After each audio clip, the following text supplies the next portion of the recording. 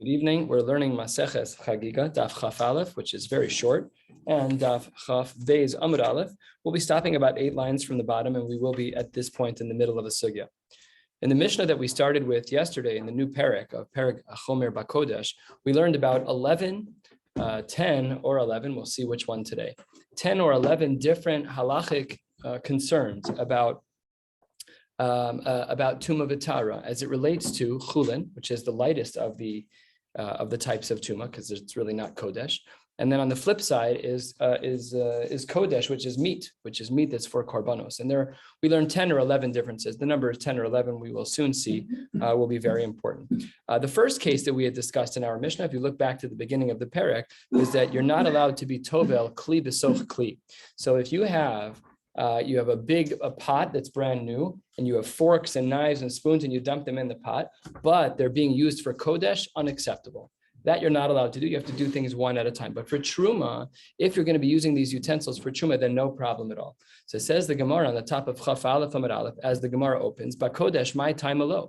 Why is it that we are restricted in doing Tevila with multiple things at once? Let's say 5 spoons inside the bowl. Why are you not allowed to do that for Kodesh, but you are allowed to do that for Truma? What's the concern about Kodesh? So the Gemara says, answer number 1. We'll see answer number 2 on the Amud Beis, but answer number 1 on the second line of Chaf Aleph Amud Aleph is Amar Rav Ila. Rav Ila says, Mipnei shekvedo shel kli chotzetz. The concern is that the weight of a kli, when it's filled with water, will be so heavy. So let's say you have 2 kalim, you have a bowl inside of a larger bowl. So when the inside bowl fills up with water, the weight is so significant that it presses down on the bottom of the inner bowl. And that is a chatzitza. The pressure is so significant that it makes it difficult potentially for water to access that contact point between the bottom of the inner bowl and the landing on inside the larger bowl. So that's Rav Ila's concern, is it's kli chotzetz. Says the Gemara, wait a minute. But we had learned later in our Mishnah another case of chatzitza, and we'll see what that case is in a moment, because the Gemara is going to quote it. But if the Gemara says midaseifa mishum chatzitza, if we have chatzitza referenced later in our Mishnah, so reish alad mishum chatzitza, it can't be that the beginning is also because of chatzitza. Remember that our Mishnah is giving a list of chumras as it relates to Tumah V'Tara. You can't give me 2 different ones that both are about the same topic. That you can't have chatzitza, we're concerned about the weight of the pot pressing down on inside the other pot.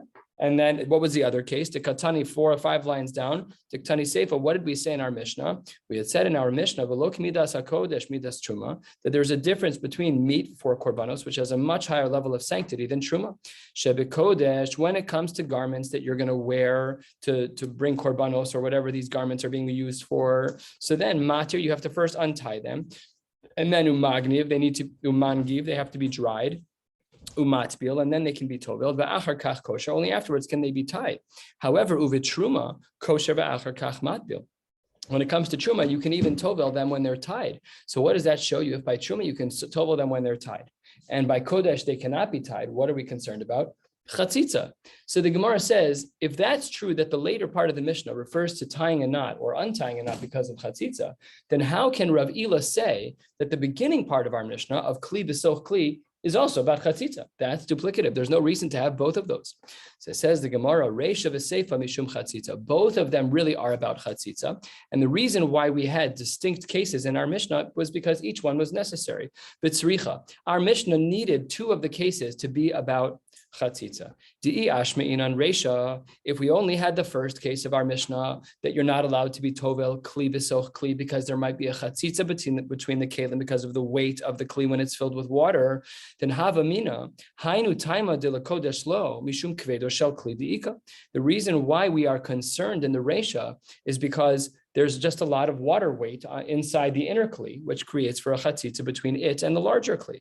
Aval seifa, but in the end, when we're talking about a knot, there's no extra weight there. There's no water weight, like there's nothing added at all. Deleka kvedo shel kli, there we don't have any extra pressure, undue pressure on the knot. Ema lekodesh nami lo havi chatzitza. Then maybe I would have thought that there would have been no concern about a knot in regards to kodesh, and that would not be a chatzitza, and that's not true.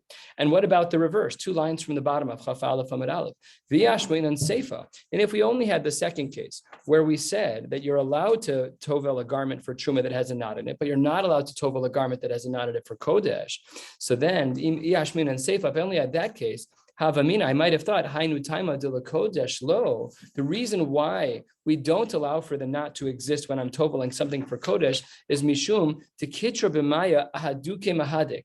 This we know intuitively, is that if you have a thread that's sopping wet and it's already in a knot, it's nearly impossible to untie. Now, we know this intuitively from shoelaces, like if you've ever walked through the snow, it becomes much more cumbersome to do that because the water gets in there, it kind of stretches the fabric, and the knot just gets much more tight. So that's what the Gemara says here. Maybe I would have assumed that in regards to Kodesh, the reason is because the knot might get tight, aval reisha. But when we talk about the earlier case where there is no knot, reisha demaya akfuye makfu leilemana, there we know that there is sometimes buoyancy in water. Let's say you have a kli, it doesn't always sit so perfectly. Even when we jump in water, it's much slower than in air, right? When we jump, we're not jumping that high. When we jump, we go up, we come down. But in the water, we can jump and stay afloat for a couple seconds, right? So the Gemara says that maybe we would have thought that in the Reisha, that because there's a buoyancy in Kalim, so then lo have a chatzitza tzricha, therefore we needed both cases. So the Gemara says that Rav Ila is answering our question as follows. Why don't we allow for a kli inside a kli to be tovel? The answer is the Gemara, because of the weight of the water and therefore the concerns about chatzitza. What about the other case in our Mishnah about chatzitza? Says the Gemara, we need that case because these two cases are different. And that brings us to the next layer of Rav Ila. Rav Ila l'taime, we're on Chafalef Amid Beis, 3 lines down. Rav Ila is actually in accordance with another one of his statements. To Amar Rav Ila, Amar Rav Chanina bar Papa, Eser Milos Shanukan. There are 10 levels that are taught in our Mishnah. Now, if you look through our Mishnah, you'll see that there are actually 11. But 2 of them are talking about chatzitza. So of the 11, since 2 of them are talking about chatzitza, really they count as 1. And of the 11, there really are 10 cases. And that's what Rav Ila says here. Rav Ila was compelled to find a similarity between the 2 cases of chatzitza because he held that there were only 10 cases in our Mishnah. So that's what the Gemara says. How does he break them up? Chamesh Rishonos, the first 5 things that are listed in our Mishnah, Bein LeKodesh, the concerns of Tuma in these cases apply both in regards to Kodesh, Bein, and as well in a case of Lechulin Shenasu Al Taras HaKodesh, for regular meat that was treated as though it was Kodesh on that very lofty level. What about the second 5? So then the Gemara says, Achronos LeKodesh, those only apply to Kodesh. However, Aval lo lechulin shenasu al taras hakodesh, but they don't apply to the case where chulin is being treated like Kodesh. My time. Why is it that the first 5 apply to chulin nases that's treated like Kodesh? What's the language of chulin shenasu al taras hakodesh? But the second 5 don't. And here the Gemara makes a very important distinction between the first half of the Mishnah and the second half. What is the first half of the Mishnah talking about? It says the Gemara, my taima. Why do we say that the first half of the Mishnah applies to Kodesh, and the second half? Why does the first half apply both to Kodesh and chulin shenasu al taras hakodesh, but the second half of the Mishnah doesn't? So the Gemara responds as follows: Chamesh kamaisa, the first 5, to islahu derara de tuma midoraisa, that actually there are case scenarios where there really could be tuma. So it's not conceptual that like we learned the other day about Hesach Hadas, and automatically with Hesach Hadas, we're not talking about that. We're saying in these first 5 cases, there were real practical cases of Tumah. Therefore, Gazru Behu Rabbanan, there the rabbis, they instituted rabbinic injunctions. Bein LeKodesh, whether we were talking about a case of Kodesh, that loftier level of Kedusha and Tumah, Bein LeChulin Shenasu Al Taras HaKodesh. But Basraisa, but the second half, the latter half, literally Basar means after, the latter half of the Mishnah, the less Lehu Derara de Tumah Midoraisa, we're not fundamentally concerned about Tumah taking place in those cases.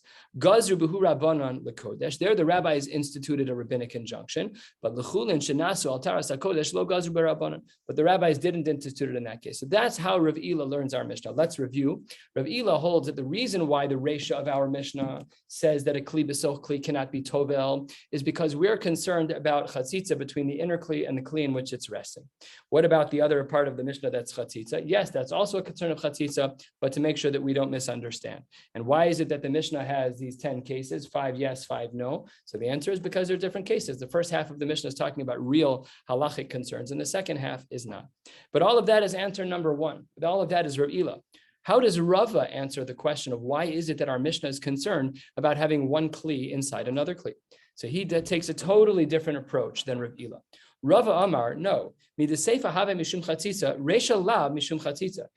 that no, if there are two cases in our Mishnah that appear to be about chatzitza, one is and one is not. And if the Seifa is talking about a knot, and we know that knots are a concern of chatzitza, he relearns the Reisha of the Mishnah. How does he relearn the Reisha of the Mishnah? The Reisha, hainu taima, gzeira shelo yatbil machten v'tzinorios, b'kli she'en b'fiv kishvoferes hanod. In the Reisha, what are we concerned about? We're not concerned about chatzitza.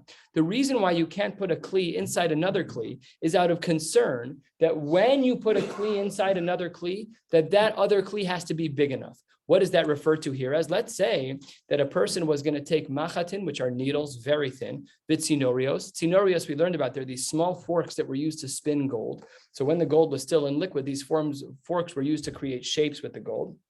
They're very small. And what we're concerned about is because they may put them into something, bikli, she'ein b'pi kishvoferes hanod, that is like a small tube, and we'll learn the length, the diameter of this tube shortly. So the concern was that the reason why we can't have a kli b'sof kli is because maybe you'll also put a needle inside a very, very narrow tube, and that would not work. What is this referring to? So it says the Gemara as follows, Kiditnan. The Mishnah writes, Eruv mikvos, the way that one can bind together two mikvos is with a tube that connects the two, but it has to be kishvoferes hanod, like a tube of a node. What does that mean? Ke'ovia ukechalala kishtei etzbos. It has to be that its thickness and its girth is going to be 2 etzbos, 2 finger breadth. Let's call it approximately an inch in our language. And that needs to be kishtei etzbos chozros l'mekomon, so that the waters can move back and forth between the two parts of the mikvah. So says the Gemara, that's how he answers this question. What was Rava's concern in our Mishnah? Why can't you put one kli inside another? So really, if you have a huge pot and then inside you have a smaller pot, that should work. It really should work. And in Midorais, it does work. Why doesn't he allow it in our Mishnah for Kodesh? The reason why is because we're afraid that maybe someone will take this machat or someone will take these tzinorios and use them for Kodesh and tovel them in a vessel that's too small because it's not that inch diameter, inch girth, that inch diameter tube. It's too small. And out of concern that one might maybe do that. So therefore, in our Mishnah, at the beginning of the parak on Chafam Ad Beis, when it says that we're only allowed to be tovel kalim individually, it's because of this concern having nothing to do with chatzitza.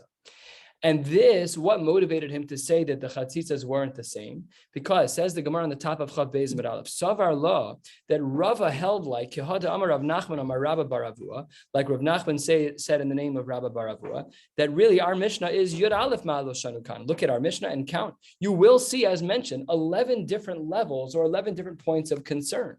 So according to Rava, the Masorah that he had from Rabba bar Avua, according to him, we didn't have a choice. It is 11. And the tying of the knots concern is talking about chatzitza. And what is the other case talking about? Kli inside of a kli. It's not talking about chatzitza at all. It's a concern not even about this case. It's a concern about taking a very small kli and being tovel that into another very, very small kli. And therefore, our Mishnah now has 11 concerns and not 10. Sheish Rishonos, we're 3 lines down on Chav Beis Amud Aleph. Sheish Rishonos, the first 6 cases that we have in our Mishnah, apply bein lekodesh, bein lechulin shenas al taras hakodesh. They apply both to kodesh, meat that's going to be for korbanos, or for anything that's going to be used for kodesh, or it's going to apply to a case of chulin that's treated with that level. Achronos, what about the latter half, the last 5? It's not exactly half because there's 11.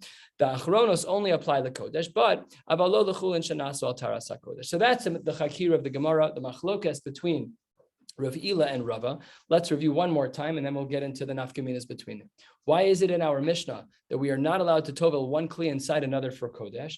According to Rav Ila, there's a chatzitza, and according to Rava, the concern is not even this case, but it's a gzeira mishum, another case where you might tovel something in a vessel that's too small. So asks the Gemara 6 lines down on Chav Beis Amud Aleph, my ika bein de Rava le Rabbi Ila. What is the difference between the two of them? Oh, so says the Gemara, a very good answer. Ika beinayu. The difference between Rava and Rav Ila is a case of sal v'gargusni. It's a basket made out of wicker. Shemilan kelim v'hitbilan. No, wicker baskets are big. They're all big. Nobody makes very, very tiny wicker baskets. They don't exist. They're all very large, or at least they were in their day. So if you fill those up with kelim, that would be the difference between Rava and Rav Ila. How does it work out? According to the one who says that he's concerned about chatzitza, that's Rav Ila, answer number one, Ika. We still have that concern. So even if the basket is made out of wicker, it doesn't matter. The fact is that there's still a chatzitza. However, according to Rava,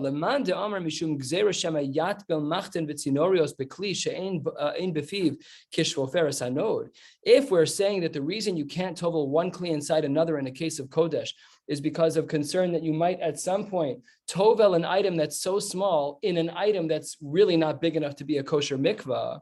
So if that's true, but salve gargusni she'ein b'fim kishvo feres hanod leka. There are no cases of a wicker basket that's so small, and therefore Rava's concern doesn't apply here. So that would be the difference between Rava and Rav Ila, is this case of a wicker basket where, yes, it's a chatzitza, but it's always too small to be like the case of the kishvo feres hanod. And in fact, the Gemara says that Rava gave shiur on this once in the Beis Medrash, where the Gemara says 10, 12 lines down, Rava says, according to his own reasoning, the shita that we just saw, it matches and aligns with what he said elsewhere. What did Rava say? Amar Rava, sal v'gargusni shemilan kelim v'hitbilan tahorin. Perfect. This works perfectly. What did Rava give shiur on? Rava gave shiur and said that when you have a basket that's made out of wicker and it's been filled with kelim and you tovel it, what does he say? He says it's tahor. If you held the concern was chatzitza, it wouldn't work. It wouldn't work. By the way, how do we paskin? What does the kelim mikveh have right here? They have the old milk crate baskets, and you can drop your dishes in there. What does that show you? It's not about chatzitza, because we have plenty of kelim that are way smaller than that. It's obviously not a chatzitza. So that's very clear from what the Gemara says. So Rava matches his own shita. Now Rava has another line here that we're going to spend a little bit of time on. Mikvah shechelko b'sal gargusni. Let's say that you had a mikvah and you separated the mikvah with wicker. Hatovel sham lo also lo tefila. The person who is tovel in that mikvah, if the mikvah was on each side of the wicker less than 40 sa'ah, so then it doesn't count. Because to start with, the ground, our mikvahs are made on tile, they're made on cement, they're made on things that are effectively water sealed. So we don't have to worry about so much to lose water that way. This is a shaila in the mikvah, Rabbi Twersky's mikvah. They have, in their mikvah, they have lights above their mikvah. That when the mikvah has the green light, no problem, you can go in. And when the mikvah has a red light, you are not supposed to go in, according to some poskim. What's the concern of the mikvah? So some of the poskim write that even if it's structured and intended to be this way, but when the filtration machine turns on in the mikvah, it's ki'ilu that there's a leak in the mikvah, because water is moving out of the mikvah. It's also moving back in, but that's why a lot of it's meant to do this. So he has a lighting system there. And when one of the mikvahs is red, so I asked her by Tversky, I'm like, really? The big chashash? She's like, no, but for people who want to be makbid, they should know the difference. The problem is that if you really can't handle hot water, their mikvah on the right is toasty hot. So if the other mikvah is the lukewarm water and it's red and you want to be makbid, hatzlacha rabba. It's like walking into like a boiling hot bath. And you can't go slow. There's people in line, so you got to move. Anyways, this mikvah over here, we're concerned because the water absorbs into the ground. So if you have a mikvah that's exactly 40 and you're separated with wicker, we're concerned that it won't be the right shiur anymore. We need all 40 saw to be in one place, and the wicker basket separated them. No good. When is it true that the wicker is going to actually split the mikvah into two? So that's true b'kli tahor. If you have no reason to put the basket in there, that's a problem. What if the basket's actually tameh? You're not using the outer basket, which is tahor, to house that which is tameh and bring it in. Even that basket's if the outer basket's tahor, it's a problem. But what if you needed to put it in the mikvah?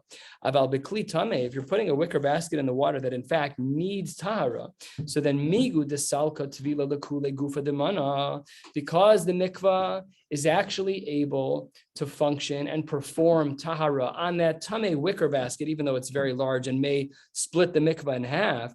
So therefore, salka lehunami lekelim deispe. So therefore, because the kli was actually tameh, then it doesn't cause a hefsek in the mikvah. Then you're good to go.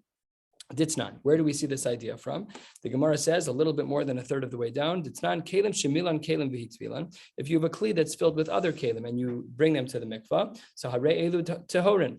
And then this Mishnah has a very difficult line. The Gemara is going to ask on this. We don't have to ask on it. It says v'im lo taval. If you did not tovel it, then mayim ha'me'uravim, the waters that need to mix, achu me'uravim kishvoferes hanod. They have to mix as though they're in that tube of measure, the shvoferes hanod, that 1 inch diameter tube.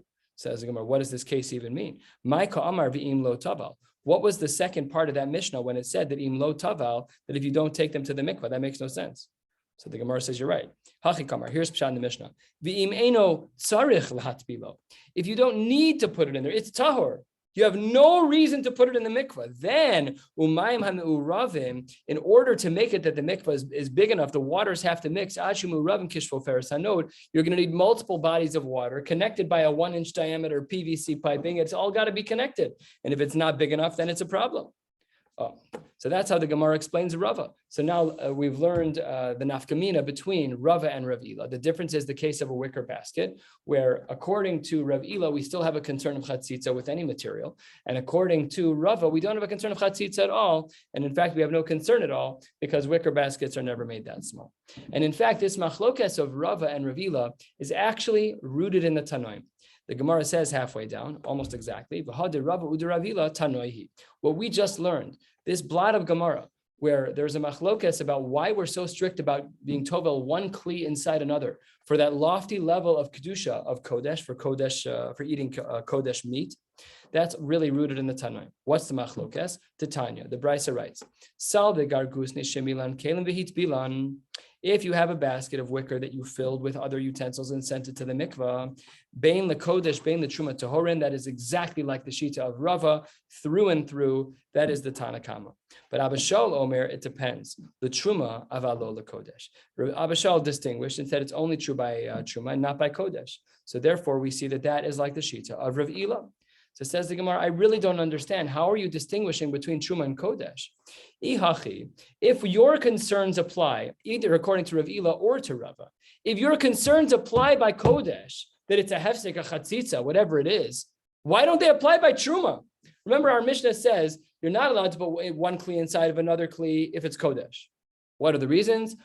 According to Rav Ila, it's going to be a chatzitza. And according to Rava, it's because we're afraid of the shvoferes that it might be a tube that's too small. But if it doesn't work for Truma, if it doesn't work for Kodesh, then why does it work for Truma? So the Gemara says, Yihachi Truma Nami. Your halachic concerns should be identical for Truma as they are for Kodesh. So how could the Mishnah distinguish and say, by Kodesh, we're so frum, we're concerned about chatzitza, or we're concerned about the 1 diameter tube that might be too small. But why aren't you concerned about that around Truma too? They're real halachic concerns. A woman goes to the mikvah with a chatzitza, she's a nida. That's a big problem. Why aren't you concerned about that? So answers the Gemara 2/3 of the way down. Leman kamrinan. Who are we talking about? We're talking about chaverim. We're talking about people who are very educated. Chaverim medoyade. They know how to navigate it. What does that mean? According to Rav Ila, what it means is as follows. You have a Talmud Chacham, and he brings a kli inside a kli for truma, and he sees that the inner kli is stuck against the bottom of it. He's going to pick it up in the water, and he knows what he's talking about. Done? No problem. Yeah, says the Gemara. Well, if he knows what he's doing, he's a chaver.